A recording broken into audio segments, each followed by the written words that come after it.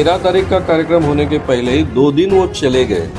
इसका मतलब साफ है कि वो नागपुर से भाग गए। एक कारण है अखिल भारतीय अंधश्रद्धा निर्मूलन समिति। ये समिति ने आज तक कई बाबाओं का भंडाफोड़ किया।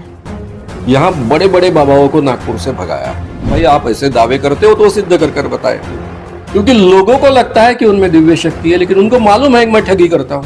तो पुलिस को ये मैंडेटरी है, ये गुनाह दाखिल करना ही होता, इसलिए उनको भगाया गया है ताकि पुलिस को थोड़ी सहूलियत मिले।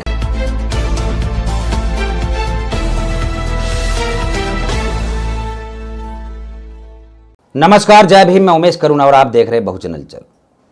धीरेंद्र कृष्ण शास्त्री यानी बागेश्वर धाम का स्वामी, जो कि एक कथावाचक और आज वह ट्रेंड पर चल रहा है। हमने अभी 2 दिन पहले यानी 14 जनवरी को अपने बहुजन हलचल फेसबुक के पेज पर उसकी एक खबर अपलोड की थी, जो कि करीबन 3.25 लाख लोग देख चुके हैं। और वहीं हम आपको बता दें कि हमारे पास कुछ फ़ोन भी आने लगे, यानी कि हम कहें तो धीरेंद्र कृष्ण शास्त्री के गुर्गों के फ़ोन आए हुए हैं, जो कि एक मानसिक गुलामी से ग्रस्त लोग हैं और जो अपना धंधा चौपट होता देखता है वही ऐसी बातें करता है। कल फ़ोन आया, बात हुई। सबसे पहले उसने कहा जय सिया राम। हमने बोल दिया कि जय सिया राम। फिर वह कहता है कि आप आतंकवाद फैला रहे हो, आपके पीछे आपके खिलाफ हम शिकायत करेंगे। हमने कहा करो कि आपने धीरेंद्र कृष्ण शास्त्री बागेश्वर धाम के खिलाफ जो ये वीडियो दिखाई, आपके पास क्या तथ्य है, इसके किस बेस पर आपने यह वीडियो दिखाई। तो हम समझ गए कि वही वीडियो है जो कि महाराष्ट्र के नागपुर से धीरेंद्र कृष्ण शास्त्री को, यानी कि जो उसका दिव्य दरबार लगा हुआ था, 7, 8 2 दिन लगा और 13 तक लगना था, और वह 2 दिन पहले ही वहाँ से भगा दिया गया, कि यह उसकी बात कर रहा है। हमने कहा हमारे पास तथ्य है कि हमने ओबीसी महासभा के फेसबुक पेज से यह तथ्य उठाया और उसके बाद हमने पड़ताल की तो महाराष्ट्र के नागपुर के अंदर अंधश्रद्धा उन्मूलन समिति के राष्ट्रीय अध्यक्ष श्याम मानव की हमने बहुत सारी ऐसी खबरें देखी और हम उनके यूट्यूब चैनल तक भी पहुंचे। तो हमने देखा कि वहां पर एक राज्य सरकार द्वारा अंधविश्वास और जादू टोने को मिटाने के लिए ऐसी समिति का गठन किया गया है और करीबन 40 साल से ऐसा हो रहा है। यानी महाराष्ट्र के अंदर कोई अंधविश्वास, पाखंडवाद, जादू टोना नहीं फैला सकता। और श्याम मानव की यदि हम बात करें, श्याम मानव अंधश्रद्धा उन्मूलन समिति के राष्ट्रीय अध्यक्ष है और वह अभी तक लगभग 3-4 हजार ऐसी जो पाखंडवाद से जुड़ी हुई घटनाएं उनका पर्दाफाश कर चुके हैं। चाहे उसमें कोई मौलवी हो, चाहे देवी अंदर घुसाने वाला कोई ऐसा तांत्रिक हो, सभी का वह पर्दाफाश कर चुके हैं। और उनसे धीरेंद्र कृष्ण शास्त्री शायद डर कर भाग गया हो, ऐसा हमें लगा। फिर हमने देखा कि आज भी एक कॉल आई। वह सबसे पहले कहता है कि जय श्री राम। हमने कहा जय भीम। फिर उसने कहा जय बागेश्वर धाम।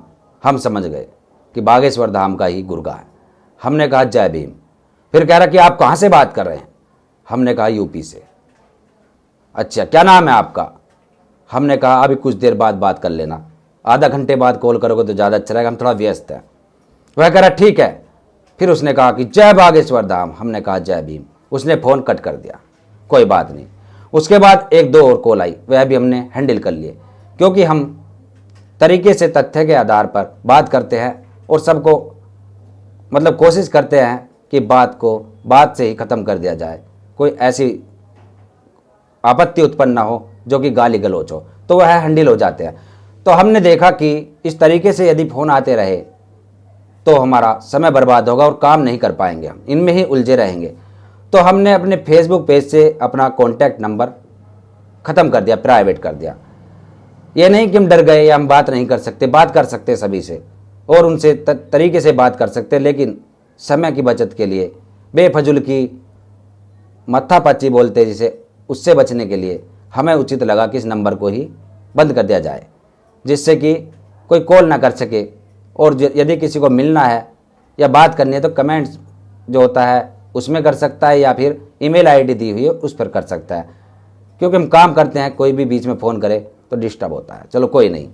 उसके बाद हमने देखा आज नेशनल जनमत के संस्थापक नीरज भाई पटेल, उन्होंने भी एक ऐसी खबर लगाई, एक ऐसी खबर बनाई जो कि चमचमाती हुई और पाखंडवाद की पोल खोलती हुई, तथ्यों पर आधारित। मध्य प्रदेश के छतरपुर जिले के बागेश्वर धाम का एक पाखंडी बाबा है धीरेन्द्र कृष्ण शास्त्री। महाराष्ट्र के नागपुर में जब ये राम कथा करने गया तो उसको रोकना था 5 जनवरी से लेकर के 13 जनवरी तक, लेकिन ये बाबा 11 जनवरी को ही नागपुर से उल्टे पैर वापस आ गया। ये कहना है महाराष्ट्र सरकार द्वारा जादू टोना के खिलाफ बनाए गए कानून के जन जागरूकता अभियान के लिए बनाई गई एक समिति के सह अध्यक्ष श्याम मानव का। उनका दावा है कि धीरेन्द्र कृष्ण शास्त्री का नागपुर में जो कार्यक्रम आयोजित किया था उस कार्यक्रम में दिव्य दरबार शब्द लिखा था,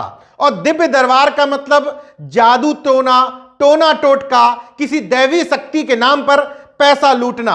और जो महाराष्ट्र में जो ये समिति काम करती है, महाराष्ट्र सरकार द्वारा ही ये समिति बनाई गई है, इसमें कड़े कानून भी हैं, जल्दी जमानत भी नहीं मिलती है। इसी कानून के क्रियान्वयन और जन जागरूकता फैलाने की जिम्मेदारी क्योंकि श्याम मानव के पास है, तो उनका कहना है कि उन्होंने इस अंधश्रद्धा के खिलाफ पुलिस में कंप्लेंट की। बार बार शिकायत पहुंचने के बाद बागेश्वर धाम वाले धीरेन्द्र कृष्ण शास्त्री तक यह सूचना पहुंची और वहां के स्थानीय आयोजकों ने उसको खिसकाने में ही वहां भलाई समझी। बात यहीं पर खत्म नहीं होती।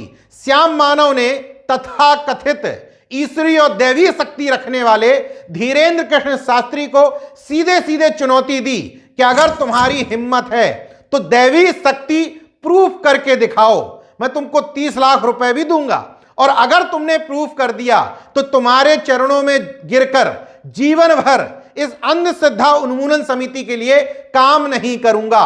धीरेन्द्र कृष्ण शास्त्री दैवीय शक्ति का प्रमाण तो नहीं दे पाया, लेकिन 13 जनवरी को खत्म होने वाले कार्यक्रम में 2 दिन पहले ही 11 जनवरी को वहां से खिसक गया।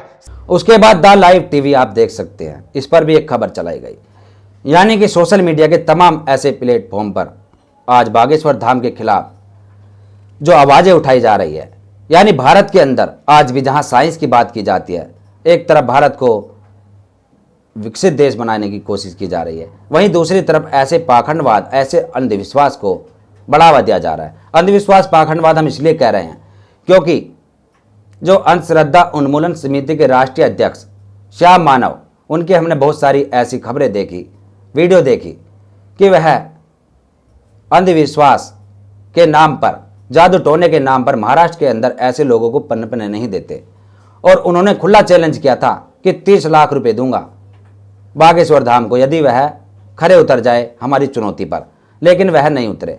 और उन्होंने यह भी कहा था कि करोड़ों कमाते हैं बागेश्वर धाम वाले, हो सकता है हमारे पैसों को वह ठुकरा दे, चलो आप रकम ना ले, आप इन जो हमने रकम रखी है इसको ना ले, लेकिन भारत का नाम विदेशों तक गूंजे कि यहाँ पर दिव्य दृष्टि से, दिव्य चमत्कार से बहुत कुछ हो सकता है और भारत का नाम विदेशों तक जाए। देश के नाम के लिए ही आप हमारी चुनौती स्वीकार करें। चुनौती के अंदर बहुत सारी उन्होंने बातें रखी कि 10 आदमी जाएंगे बंद कमरे के अंदर, और कुछ यहाँ के जो गणमान्य व्यक्ति है, सम्मानित व्यक्ति है, ना तुम्हारे ना हमारे, वह भी वहाँ अंदर बैठेंगे आपके पास, और आप जो बताते हो बिना देखे किसी का नाम, पता, मोबाइल नंबर, घर में क्या रखा हुआ है, क्या है, ये है वो है, सब चीज़ें आप बता दें तो आपको हम आपके चरणों में नतमस्तक होंगे और ये सारा अपना जो समिति चला रहे हैं इसको बंद कर देंगे। मतलब इतना बड़ा चैलेंज दिया, खुला चैलेंज, वो भी वह ठुकरा कर वहाँ से पांव दबाकर भाग गया। और 13 तारीख का कार्यक्रम होने के पहले ही 2 दिन वो चले गए, इसका मतलब साफ है कि वो नागपुर से भाग गए। में उन्होंने जो दिव्य दरबार लगाया था उसमें वो काफी चमत्कारों का दावा करते हैं, जैसे कि उनका दावा है कि वो अपने भक्तों का नाम अपने आप पहचानते हैं, उनके पिताजी का नाम पहचानते हैं, उनकी उम्र बता सकते हैं, इतना ही नहीं उनका मोबाइल नंबर बता सकते हैं, इतना ही नहीं तो अपने भक्तों के घर में जाकर कौन से रूम में, कौन से अलमारी में कौन सी चीज रखी है वो भी पहचानते हैं। हम राह देख रहे थे कि इनका दिव्य दरबार हो, ताकि नागपुर में इसी बाबा का, ये धीरेन्द्र कृष्ण महाराज का दिव्य दरबार हो रहा है। दिव्य दरबार में उन्होंने इस ढंग से दावे किए हैं तो कानून भी लागू होता है और हमको कहने का अधिकार भी प्राप्त होता है कि भाई आप ऐसे दावे करते हो तो सिद्ध कर कर बताए। 90% करेक्ट अगर रिजल्ट देते हो, 100% का हमारा आग्रह नहीं। हालांकि ये दिव्य शक्ति है, इंसान से गलतियां होती है, दिव्य शक्ति से तो कोई गलतियां होने की गुंजाइश नहीं। इसके बावजूद 10% आपको छूट है। 90% अगर 2 बार आप रिपीट करते हो, रिजल्ट देते हो, तो आपको अंधश्रद्धा निर्मूलन समिति अखिल भारतीय का 30 लाख रुपए का प्राइज मिलेगा। ये आह्वान देने के बाद में उनके सामने चारा क्या था, क्योंकि लोगों को लगता है कि उनमें दिव्य शक्ति है, लेकिन उनको मालूम है कि मैं ठगी करता हूं, दिखता है साफ। दूसरी बात, ये कमेटी की ओर से, जिसका मैं नाम ले रहा था, जादू टोना विरोधी कानून, उनके तहत उन पर गुनाह दायर करने की रिक्वेस्ट मैंने ऑलरेडी यहाँ के जो प्रमुख दक्षता अधिकारी होते हैं, एसीपी क्राइम, उन तक दी है। पहले 8 तारीख को दी। जो बाहर के जो वीडियोस हैं, जो ऑलरेडी यूट्यूब पर उपलब्ध है, उसके आधार पर, इनका जो दिव्य दरबार हुआ उसके आधार पर दोबारा कंप्लेंट 10 तारीख को दी। तो पुलिस को ये मैंडेटरी है, ये गुनाह दाखिल करना ही होता। तो मुझे ऐसा लगता है कि ये अरेस्ट करना यानी बहुत बड़ी बदनामी हो जाती आयोजकों से लेकर सब लोगों की, इसलिए उनको भगाया गया। तो ये थी सारी कहानी। और इसके बाद बहुत सारे लोग जो भी या कह सकते हम गुरु गए या अंधभक्त बागेश्वर धाम के, जो सवाल कर रहे थे हमसे, फ़ोन कर रहे थे, वह इस वीडियो को यदि देख रहे हैं तो वह यदि हमसे कोई सवाल चाहते हैं तो हमसे सवाल ना करके अंधश्रद्धा उन्मूलन समिति के जो राष्ट्रीय अध्यक्ष है श्याम मानव, उनसे ही सवाल करें, उनसे बात करें। और वह रजिस्टर्ड एक संस्था है, राज्य सरकार के अधीन चल रही है। अंधविश्वास, पाखंडवाद, जादू टोने को बढ़ावा देने वालों के खिलाफ वह एक्शन लेते हैं, उनसे बात करें। और नीरज भाई पटेल, नेशनल जनमत के जो वरिष्ठ पत्रकार, और उसके बाद द लाइव टीवी, बहुत सारे ऐसे, हम नाम गिनवाना शुरू करें यदि तो हमें सर्च करना पड़ेगा। तो ऐसे बहुत सारे नाम हैं कि आप किस किस से बात करोगे, किस किस से माथापच्ची करोगे। यानी कि आप यदि बात ही करनी है किसी भी बारे में, किसी तथ्य को लेने के बारे में, इतना ही बहुत है जो कि हमने आपको दिखाए, बताए। उस चुनौती को स्वीकार करते 30 लाख रुपए के लिए ना सही, लेकिन उस चुनौती को स्वीकार करके अंधभक्तों को यह साबित तो करते कि कोई दैवीय शक्ति होती है। धीरेन्द्र कृष्ण शास्त्री जैसे पाखंडी समय समय पर लोगों को बताते हैं कि इस दुनिया में ईश्वर की मर्जी के बिना कुछ नहीं होता। अपने कार्ड में लिखते हैं कि इतने बजे से कथा शुरू होकर के हरि इच्छा तक चलेगी, मतलब खत्म भी हरि की इच्छा से हुई है, क्योंकि वो तथाकथित भगवान ये नहीं चाहता कि उसके और उसके भक्त के बीच के ये बिचौलिए धर्म के नाम पर लूट का अड्डा चलाएं। अगर उसमें इतनी ही ताकत होती तो वो श्याम मानव जैसे लोगों को मंत्र फूंक करके उनके दिमाग पर कब्जा कर सकता था, उसका दिमाग पलट सकता था। लेकिन अफसोस की बात है कि इस तरह की कोई चीज एग्जिस्ट ही नहीं करती।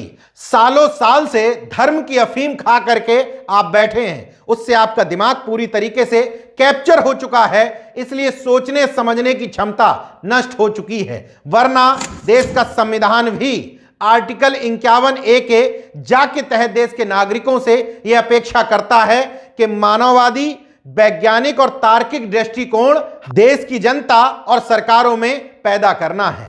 इससे आगे और क्या बचता है? यदि आपको मानसिक गुलामी की आदत है, यदि आपको अभी भी ऐसा लगता है कि ऐसी दिव्य शक्ति है, दिव्य दरबार लगना चाहिए, तो आप लगा सकते हैं, खुली आज़ादी है। आपको यदि लगता है कि दिव्य शक्ति है, चमत्कार है, तो आप मान सकते हैं, क्योंकि आपको स्वतंत्रता है। और हमें नहीं लगता है तो हम नहीं मान सकते, क्योंकि हमें भी स्वतंत्र है, किसी के ऊपर थोप नहीं सकते। यानी कि आप जैसे नारे लगा रहे थे, फ़ोन पर हमसे बात कर रहे थे कि जय श्री राम, जय बागेश्वर धाम, इस तरीके के, हमने जय भीम बोल दिया, आपने पलटवार में जय भीम नहीं बोला। तो अपनी अपनी सबकी एक स्वतंत्रता है, जो आपको अच्छा लगे, कोई गलत नहीं है, नमस्कार भी कर सकते हैं, वह आप कर सकते हैं। लेकिन किसी पर थोपने वाली बात नहीं होनी चाहिए कि जब मैं बुलवा रहा हूँ वही आप बोले, जो मैं खा रहा हूँ वही आप खाए। नहीं, ये आज़ादी है, यह हमें संविधान ने दी है। वह दिन दूर ख़त्म हो गए, वह दिन, वह दौर ख़त्म हो गया जो कि आप जैसे चाहते थे वैसा होता था, अब वह नहीं होगा, क्योंकि भारत आज़ाद है और संविधान से चलता है। तो हमने ये बताने की कोशिश की उन लोगों को जो कि फ़ोन करके परेशान करते हैं, अपना भी समय बर्बाद करते हैं और हमारा भी करते हैं। यदि देश को सुधारना है, देश को आगे बढ़ाना है, तो इन चीज़ों से बाहर निकलिए।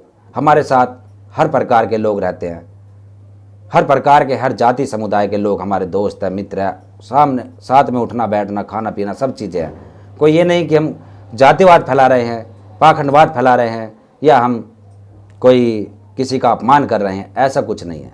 ये हमारा जो तथ्यों के आधार पर हमने जो न्यूज़ प्राप्त की थी, उनसे आपके सामने उसको रखने की कोशिश की गई थी। बस यही हमारा मकसद था, और हमारा मकसद यही है कि समाज में जागरूकता आए, समाज अंधविश्वास से, पाखंडवाद से बाहर निकले। यह हमारा मकसद है। तो देखते रहिए बहुजन हलचल। फिर मिलेंगे किसी नए टॉपिक के साथ। तब तक के लिए जय भीम, जय भारत, धन्यवाद।